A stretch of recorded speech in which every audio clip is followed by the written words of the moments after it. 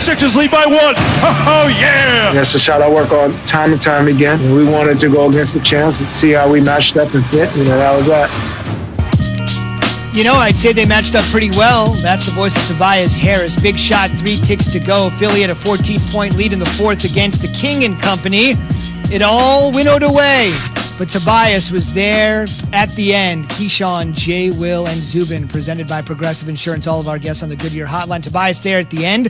Let's start at the beginning. It's a little early for MVP talk, but even though the Lakers lost that game last night. No, it's not, Zubin. We're a quarter of the way through the season. One game. Quarter of the way through. It's one game, Zubin. It is just one game. And at number 1 in your MVP rankings, it's early, Jay, but a quarter poll through, you've got the King at the top and another guy that was on the floor in hot pursuits. Yeah, I said yesterday it's between Joel Embiid and a guy like LeBron James. I think Kevin Durant is in that conversation. Nikola Jokic is in that conversation. But look, LeBron James should have 6 MVP awards, damn it. 6. Like, he should surpass Michael Jordan. 2018, I felt like he got robbed from James Harden. I also felt like he got robbed last year with Giannis. And I think this year, the numbers are speaking for themselves, right? Like, now, because of last night, Utah and I think the Lakers are at the top of the overall standings in the NBA. But I would say just with the way LeBron James is playing, career high in three-point shooting percentage at 41%. He's shooting 50% from the floor. He has a career low in minutes that he's being played, averaging 25 points per game, 8.5 rebounds per game, 7 assists per game. But it's all the ancillary things he does for his team. And last night, watching them play, they were down double digits within 2.5 minutes left to go in the game. And they just find a way to turn it on. I know that the 76ers got to win off a Tobias Harris shot to close the game with 2.5 seconds left. But it just feels like this Lakers team is prone to do something incredible once again, led by LeBron in a way he affects every aspect of the game. And I just want LeBron to continue to get his praise. And I don't want to see it be one of these years where somebody else steals an MVP award away from him because we have LeBron James MVP fatigue. Yeah, but I think when you look at it, though, Jay, I don't think that'll be the case this year. I think because of the way things went last year with him in the MVP voting, if he stays on course and doing what he is doing right now, and at the end of the season, he's where he started, I think he gets the nod. Because he, in my opinion, is so far out in front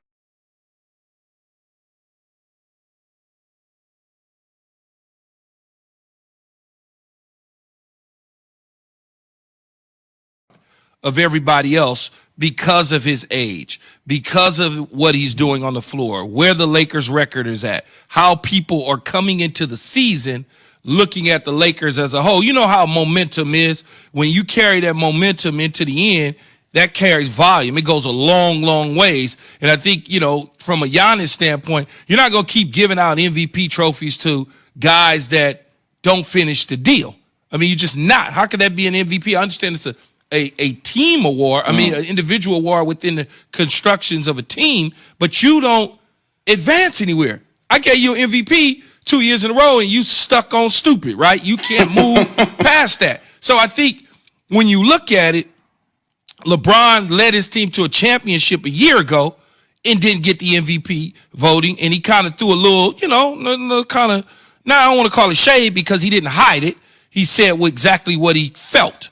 And now he comes out again at his age. It looks like he's 22 years old again. And so when you start to look at that, it's like, well, what can you say? I understand Luka's playing great and some of the other players are playing great, but this dude is doing this at this age? Oof. I mean, come on. At the age of 36, he's a 4-time regular season MVP, a 4-time NBA Finals MVP. And right now, in the MVP race, according to Jay, a quarter way through the season, the Kings at the top. Jay, I see you vexing. What's going on? Because I want to root for the 76ers. I love Daryl Morey.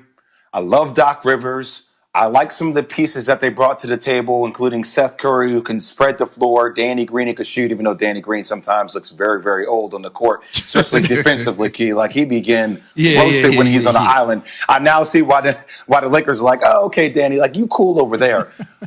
But, so I just don't trust Joel Embiid. And last night watching him play, and he's having an incredible season. Like I said, he's in my MVP conversation. I just wonder sometimes about his durability, Key, when stuff gets tough, when it comes time to make a play. Ben Simmons is horrible this year at the free throw line. Granted, he's been playing more aggressively down the stretch, and I know that, Doc Rivers is supposed to unlock Tobias Harris, and he did have a game-winning shot last night. But there's something about this team just feels like they're lacking that leadership, like that toughness. And I watch Milwaukee, and are there questions around Giannis in the playoffs and teams building a wall around him? But I watched Drew Holiday. Like, Drew Holiday is a dog. Chris Middleton is more of an ancillary player with Drew Holiday and Giannis, and they can shoot the ball well from the outside. I watched the Nets. Are there questions about them defensively? Yes, but I still know they're going to be trying to make moves during the trade deadline to find a big, if that's an Aaron Gordon or if that's a JaVale McGee, to help them kind of build out defensively with this team. I just feel like with what I watch, and I watch basketball every single night into the wee hours of the night, I feel like right now, if I were to bet money, I would bet money on the Brooklyn Nets and the Milwaukee Bucks being in Eastern Conference Finals before I would have the Philadelphia 76ers in that conversation. Well, I think, first of all, you got to give Embiid credit, right? In falling under the spell of Coach Rivers and getting right now, Coach Rivers has changed everything in my mind about Joel Embiid based on what I saw last year. Out of shape, didn't look great. Now he's running the floor. He's knocking down the long distance threes the way he is in transition. So when you start to look at him, you start to say, okay, I felt like that all along. If you remember J. Doc going over there or Glenn Rivers going over there, I'm like, he going to get them turned around. Everybody, for the most part, was like, oh, man, you can't get rid of him, move him. I'm like, no, man, that dude going to be all right. So far, so good. So far, so good. These are the numbers that Jay mentioned. These are the most important numbers because with Embiid, as Jay said, it's all about his health. Here are the total number of games he's played in the NBA, realizing most of these seasons are 82 games, right? 31 games, 63 games, 64 games, 51 games. This year, 14 or 15 games, they've played 19. So even this young year where he looks like an MVP candidate, he still has missed a handful of games. He got tapped on his stomach last night and fell on his back. And literally, you could have felt a pin drop in that building. Everybody got worried about it. And what happens with Joel is when he's injury prone, he starts to settle for more jump shots. And until I see that mentality change for Joel Embiid, I don't know if I can ride with them to get to the Eastern Conference Finals. Okay, Sixers over the Lakers, 107-106, thanks to Tobias Harris. A reminder to tune into Mike Greenberg's show, Greeny, which immediately follows our show, Keyshawn J. Will Zubin on ESPN Radio. As always, Greeny will take you inside the stories of the day as only he can. Have the newsmakers you'd expect and interact with you every single day. From Keyshawn J. Will and Zubin right into Greeny weekday mornings on ESPN Radio.